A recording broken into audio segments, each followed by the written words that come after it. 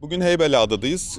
Carraro Sportive'in 2 tane modeli var elimizde. Birisi elektrikli bisiklet, benim sürekli kullandığım, kamplarda vesairede kullandığım bisiklet. Diğeri de arkadaşımın klasik Carraro Ne Sportif modeli, elektriksiz. Şimdi ikisi arasındaki sürüş farkını, sürüş deneyimini sizlere aktarmaya çalışacağım. Ben de merak ediyorum açıkçası. En merak ettiğim de elektrikli bisikletin elektrik desteği kapalıyken elektriksiz klasik bisiklete yakın bir sürüş deneyimi sağlayıp sağlamadı aslında. Ve bunu adanın yokuşlarında test edeceğiz. Bir yandan da gene şarjımın ne kadar dayandığını, adanın yokuşlarında ne kadar beni idare edebildiğine bakacağım. Şimdi sürüşümüze başlıyoruz.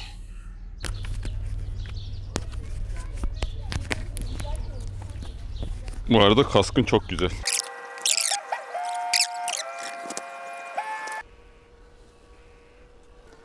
Şimdi yokuşumuz burası mı? Yokuşumuz burası. Başlıyorum. Başla bakalım. İkinci vitesteyim. Bir de birazdan 1'e takacağım.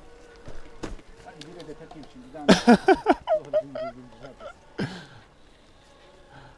Ben arkadan tın tın geliyorum kardeşim. Türk Kızılayı'nın Heybeliada Gençlik Kampı burası.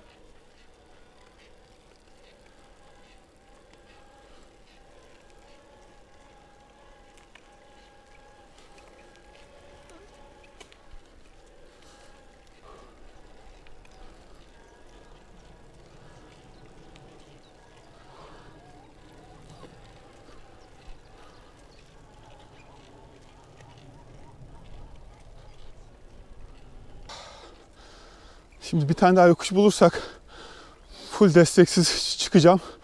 Sonra da onunla desteksiz çıkacağım bir tane. Aynı yokuşu. Ama dinlenip yapmam lazım onu. Hani farkı anlamak için. Kınalıada'da hoşuma giden şey şu olmuştu benim.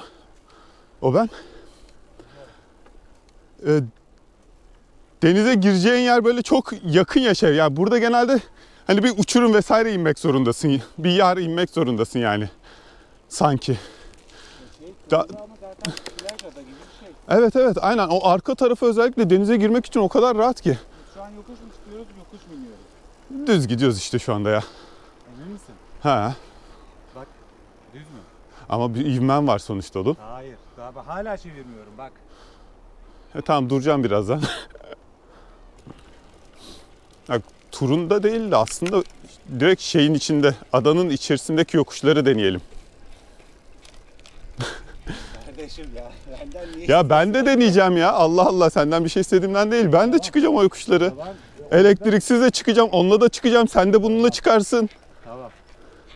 Şimdi benim derdim, videoda da anlatmak istedim. Az önce söyledim zaten. Ben bir yokuşta kendi bisikletimi elektriksiz kullanacağım. Sonra senin bisikleti kullanacağım. Seninkini de elektrikli kullanacağım. Sonra seninkini kullanacağım. İkisi arasındaki hani elektriksizken ikisine girelim mi? Hadi gir. Ben burada elektriği kapattım lan burada da. Al. Hadi şu yokuşta deneyelim en azından. Ben burada rahatım. Bu yokuşta rahat benim bisiklet. Elektriksizken. Elektrikliymiş. Ben de diyorum nasıl bu kadar rahat. O kadar rahat değilmiş, tamam. Ha, fena da değil. Burası kısa bir yokuş ama ya. Şimdi bitti ne ya da. Bak buraya çıktım ben rahatlıkla bununla da. İstiyorsan şimdi bir inelim, şeyle çıkayım, Carraro'yla çıkayım. Ya seninkiyle çıkayım. Ne oldu ya? Kameraya yapıyorum, boş konuşuyor ya. Ha, ama kamera seni çekmiyor.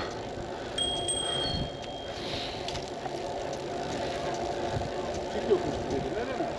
Ha, küçük yokuş.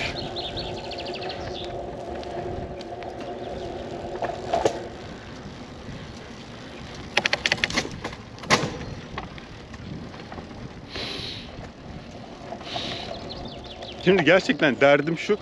Bu bisikleti elektriksizken çok uzun yolda genelde elektrik desteği açmadan kullanmak gerekiyor.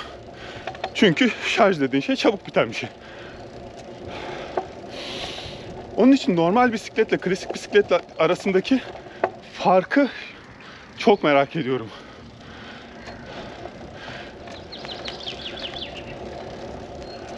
Ama bence gerçekten şey gibi şu anda hissettirdiği bana. Onu da kullanınca bunu daha net bir şekilde söyleyeceğim.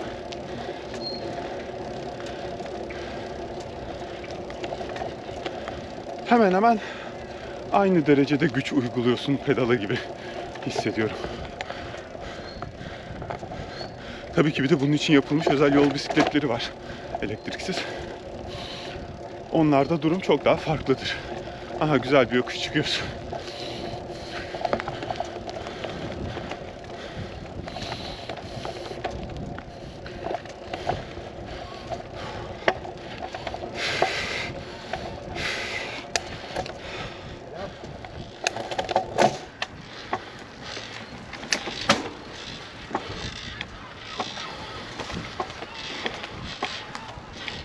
Buraya da çıktım elektrik desteği olmadan.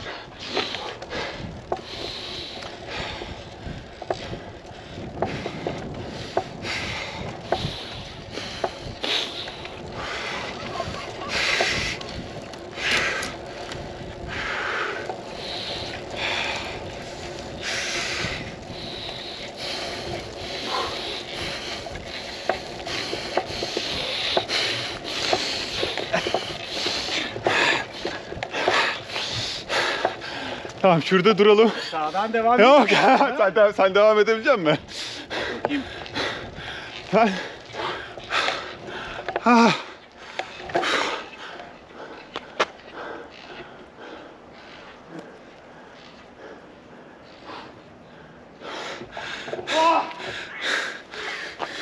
Şimdi ben bir elektriksiz bisikletle... Sen birinci önden viteste- mi? Ha, ben önden gideyim, geçersen de geçersin, yapacak bir şey yok. Yok, geçmem ya, ayarlarım ben onu.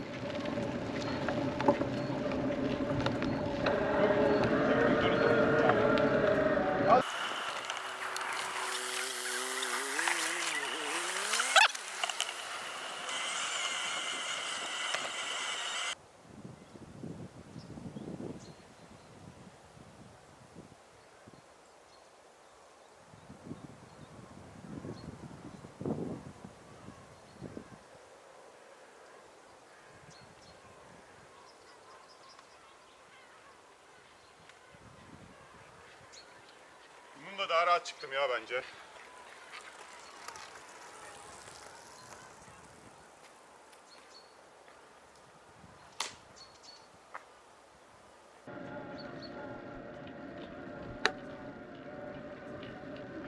Yeri burasıydı aslında, değil mi yokuşu? Yani, tabii sen öbür tarafa da çıktın. Şimdi ben orayı senin az önce çıktığın yeri de deneyeceğim. Sokağın başına kadar çıktım.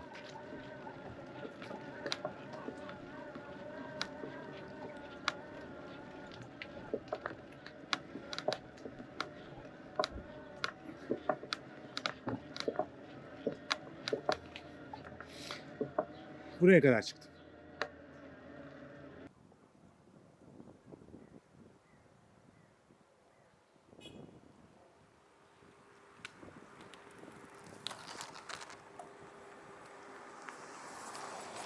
Ya tabii bunda şeyi atladık biz. Bu tarafı da biri alıyorsun ya. hı. O bayağı Rahatlatıyor. hafifletiyor tabii Bir de, ki. ağır abi. Her şeye rağmen 2 çanta, bagaj. Burada da bir çanta var, ekipmanlar var. Elektrik motoru. Yani bu şu an bu 20 kilo vardır bak. Oha, ne 20'si? Bu 20'den fazla şu anda bu. Onu kaldır bakayım, bırak onu. O 14 kilo. Biliyorsun ağırlığını yani. Yani biliyorum, aşağı ya tartsan 14-250 falan çıkar belki ama 14 işte. O en dik yerde ben de zorlandım bununla. Elektrik desteğini 2'ye çıkartmak gerekir orada. O eğimde. Tabii canım, o kadar eğimde. Ama bunun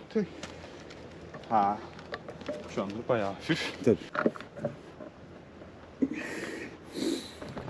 Ya bak, kafadan 2 katı var mıdır? Bilmiyorum. yarım kilo. Yok canım. Öyle Bu da çıkartamazsın. çıkmıyor ki Ha. abi, siktir et. Aynen. Neyse, tamam, şimdi görece bir test yaptık.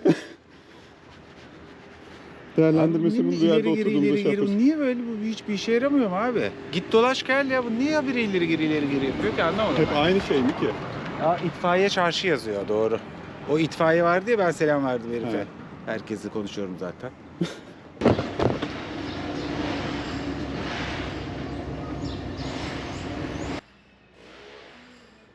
Ya böyle portakalları toplamıyorlar ya. Çok garibime gidiyor. benim ya. yabani olabilir, çok acı belki. Tabii ayna kol ön tarafı mı diyor? Ayna kol diyor. Aynen, o da ön tarafa diyorum, evet. Bunda ayna kol vitessiz olduğu için tabii ki tek şey. Evet. O kadar küçültemiyorsun yani büyük yokuşlar için sert kaçıyor birinci vites aldığında da. Onun için onunla daha rahat çıktım birinci vites. İlk tarafı da biri aldığımda, taktığımda birinde yani çok daha rahat çıktım. Yani bunun elektriksiziyle onun biri tabii ki çok fark ediyor. Ama hani düz yolda vesaire gittiğinde bir farkı yok şeyi olarak. Sürüş keyfi olarak hani onda düz yolda giderken ne alıyorsun? Atıyorum 2'nin 3'ünü aldın, 2'nin ikisini. de ortasına gitti. Aynen. İkisinin 3'ünü, ikisinin 4'ünü aldın. Bunu da 3. 4. viteste düz kullanıyorsun. Elektrik desteği kapalı. Aynı sürüşü veriyor. Bayağı merak ediyordum. Şu olay var ya şimdi. Şurada bir mekanizma var sonuçta da. O mekanizma boş çevirirken sana bir zorluk yaratıyor mudur acaba? Hiç elektrik desteği komple kapalı. Bir düz bisiklet konforunu oluşturuyor mu? Benim en büyük merak ettiğim şey oydu. Bence oluşturuyormuş. Hiçbir zararı yok o mekanizmanın orada olması. O motorun. Ben elektrik desteğiyle çıkayım, sen Ha dümdüz onunla bir gel bakayım diyorsun. gel bakayım da ne oluyor gör. Sen bana bakma abi, sen elektriksizsin, sen çık.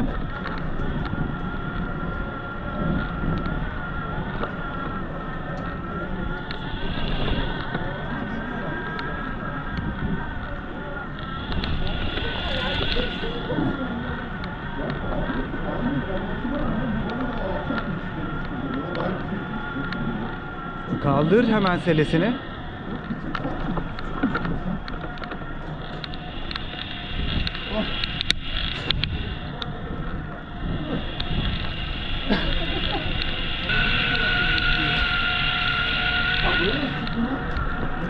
Oğlum burası bir şey değil. Şimdi virajda göreceğim seni.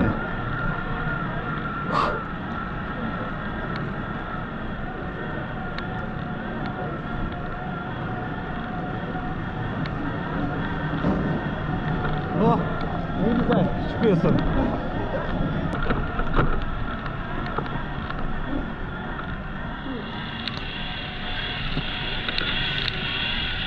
Evet, elektrikli mi? Elektriksiz mi? Sorusunun cevabını karşımızda görüyoruz şu anda.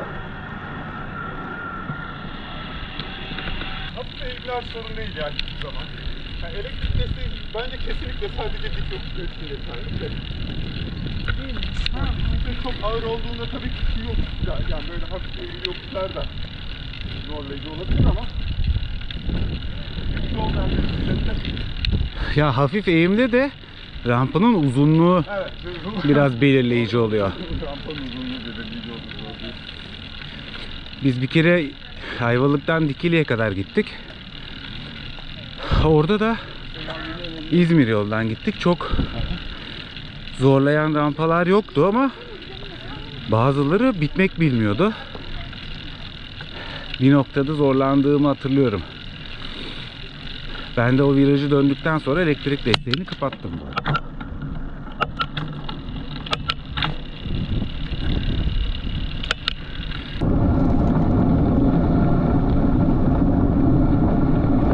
Dikkatli ol, keskin virajlar var. Keskin virajlar var.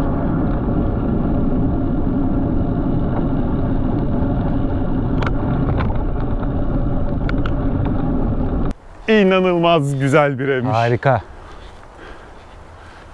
Sınırların sonuna kadar gelmiş, oradan sonra demek ki izin verilememiş. Vallahi billah. Güzel evmiş.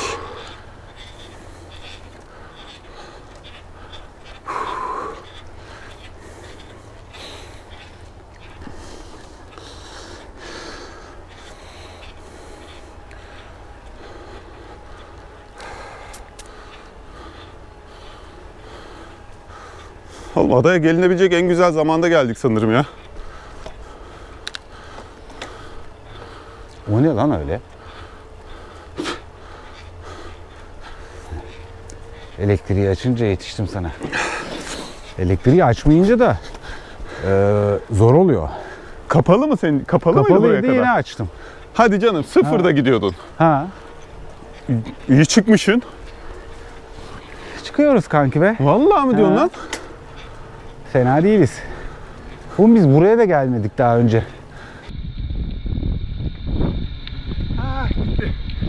Bitti. Oh be. Şöyle rahat rahat. Vitesimizi de büyütelim. Var mıydı başka yokuşumuz? Şu an ne zaman vardı? Ya bir süre yok. Hatta bayağı bir yok. Bundan sonra yokuş yok ya bu arada. Valla. Aha. Biz istersek olur. Hani bir kere sağa döndük ya biz He. rampayı görüp. Oradan yine dönersek yine o rampadan çıkmış olacağız. Yoksa da nezih bir şekilde şöyle adayı Evet, turlayacağız. turlamış olacağız. Çok güzel bir yelkenliymiş şu aşağıdaki ya. Bu koy güzelmiş ya. Çok güzel değil mi?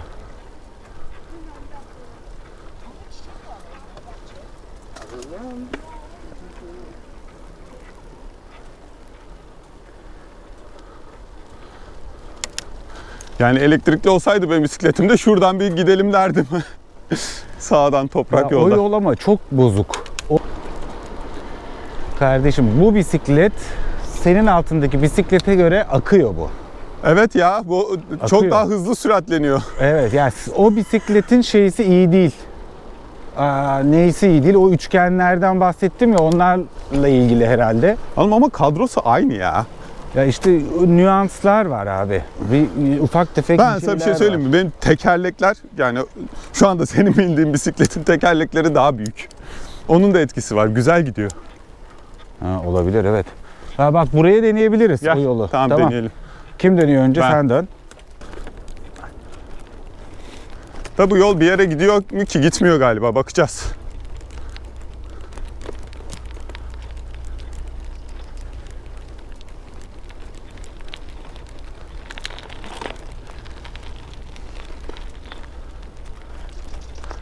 Geçelim mi buradan? Patikaya dönüştü. Geçtim, vallahi geçtim ben. Geçtin mi? Ha. İyi hadi Gel. bakalım.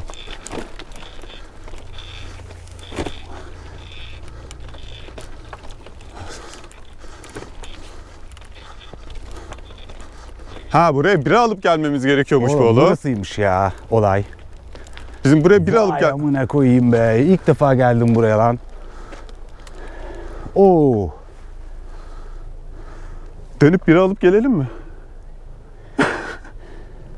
Oğlum şu an çok sağlıklıyız ya. Olsun, ne olacak ya? Bu kadar sağlık fazla değil mi?